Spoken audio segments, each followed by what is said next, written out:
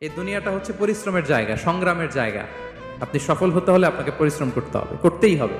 আর পরিশ্রমে কোনো লজ্জা নেই। আমি বিভিন্ন আমার আলোচনায় বলি, কাজে লজ্জা নেই। কিসে লজ্জা নেই? আওয়াজ করে বলুন সবাই। কাজে লজ্জা নেই। লজ্জা হচ্ছে অলসতায়, লজ্জা হচ্ছে হাত পাতায়, লজ্জা হচ্ছে অকর্মণ্যতায়। কাজে লজ্জা আছে? লজ্জা কিসে বলেন সবাই? লজ্জা হচ্ছে অলসতায়, অকর্মণ্যতায়।